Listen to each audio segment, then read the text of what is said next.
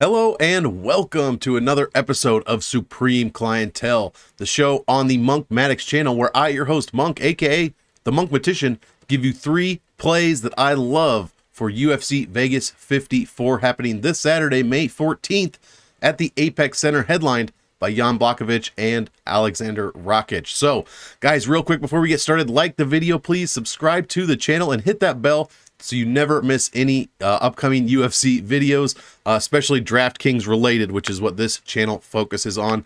And then also real quick, guys, check out the MMA Engine over there on YouTube and on Twitter. It's me, Brady, Wheezy, and at Loot Betya going ham over there, giving you tons of content every single week before every single UFC card.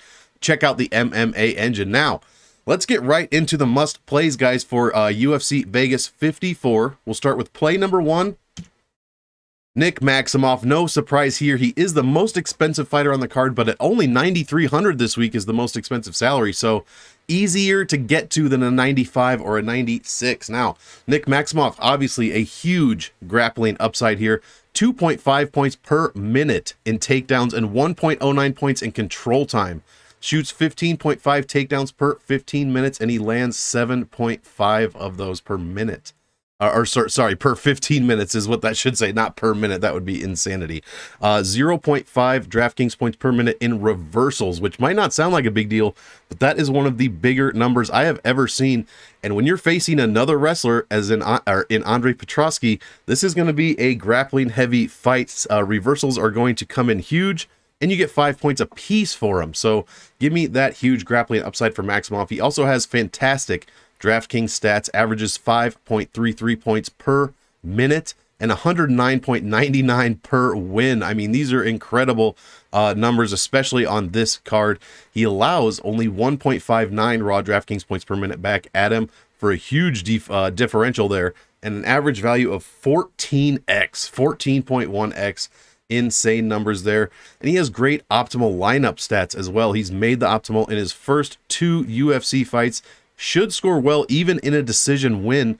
I believe when even in a decision win, he's like over 96 points, I think. Excuse me. And middleweights make the optimal lineup at a 53.75% rate, one of the best rates on the card, just below women's flyweight. So somebody from the middleweight fight makes the optimal 53.75% of the time. These are incredible numbers. Love the Nick Maximoff side here this week. Now, that said, I do like the Petroski side as well. This might be my highest exposed fight for GPPs. I also like Nick Maximoff for cash. I think he's a solid cash play as well this week. So no matter what tournament you're in, I like Nick Maximoff here for that wrestling upside. Second play, Manuel Torres, newcomer to the UFC. I generally don't like putting these guys in a must play, especially when they're Dana White Contender Series guys, but the risk may pay off here. So 8,300 for Manuel Torres, big finish upside. 11 of 12 career wins are finishes. 13 of 14 professional fights have ended in finishes. So only 1 fight has Torres seen the judges' scorecards, and 5 KO TKO wins and 6 submission wins are those 11 finishes that he has. An absolute finisher out there so far. Questionable opponent in Frank Camacho. I mean, the guy puts up crazy DraftKings numbers. That is true, but his stats, I mean, let me just get into a few of them. 7 of 9 pro losses, he's been finished. Frank Camacho we're talking about here. 2 and 5 UFC record. I mean, I don't know how you can put stock in a guy that's 2 and 5 in the UFC unless they're fighting a newcomer from Dana White Contender Series rather. But the 2 and 5 record, big red flag. Camacho also allowing 4.21 raw DraftKings points a minute, and when he loses, giving up 104.92 points, almost 105. And like I said, that is averaged over 5 UFC losses. Now, like I was alluding to at the beginning, Manuel Torres, risky but worth it. Hypothetical score of 110.76. That's what he would have scored in that Dana White Contender Series fight if you put DraftKings scoring on it. 4.79 striking points per minute.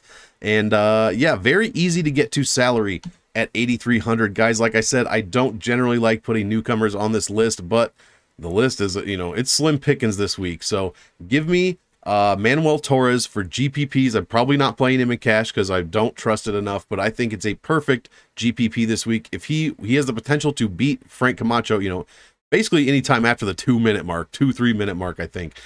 So it could, I'm looking for an early finish from Torres here. I will also be playing some Camacho because the guy hits like a freaking truck, and his DraftKings points when he does win, few and far between, are pretty good. But I will have my focus on Manuel Torres this week at 8,300. Last and final play of UFC 54. Hit that like, subscribe to the channel. Thanks, guys. Ion Cutelaba. How can you not play this guy? $8,900, easy to get to. Fantastic DraftKings score, averaging 4.22 raw DraftKings points per minute and 110 when he wins. And this is over a ton of wins. 5 wins, not a ton. It's 5 wins, I believe.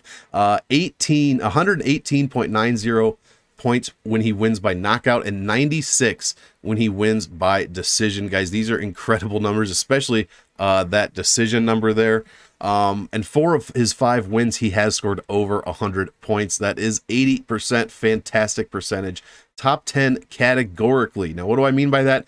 In every DraftKings category that you can score in, he is scoring rather 2.35 striking and knockdown points when you combine them per minute. 2.35, so fantastic numbers there. Again, I think that's 4 and 5 respectively on this card.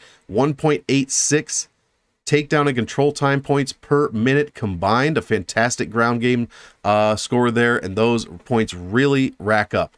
Allows 0.57 grappling points per minute, so a good defensive grappler as well, according to the DraftKings stats. And Ion Cutelaba also, Ion Cutelaba also, great finishing stats. 14 of 16 career wins are finishes. I mean, that is a ridiculous percentage. I believe that is 87.5%. Opponent has worst Chindex on the entire card. Ryan Spann, a 1.27 Chindex. You know, you want that number to be 0. That means he's being knocked down by fewer punches than anyone else on the card. And Ryan Spann, his opponent, has been finished 3 times in his career by KO, TKO. All these things lead me to believe that Ion Cutelaba will be a fantastic play this week. So, guys, there you have it. We'll recap them. We've got Nick Maximov for the huge grappling upside. Love him for cash and for GPPs. Also love the Petrosky side. We also have Manuel Torres. I know, newcomer, but has huge finish upside. And Frank Camacho could go to sleep at any time. Give me a little bit of Camacho as well for that powerful upside. And then play number 3, Ion Cutelaba, for obviously his power and the fact that Ryan Spann does not like to be hit a ton. Guys, those are my 3 plays this week. I think if you put those guys in, you know, a decent portion of your line, you know, half your lineups with those 3 guys, I think you'll have success. And then you only have to worry about 3 other fighters to fill that space with. You can get a bit variance, try to get those unique lineups going. So those are the 3 plays that I really like for UFC Vegas 54. Thanks so much for watching, guys. As usual, I want all of you to enjoy the fight. So enjoy, and we will see you next time. Have a good one.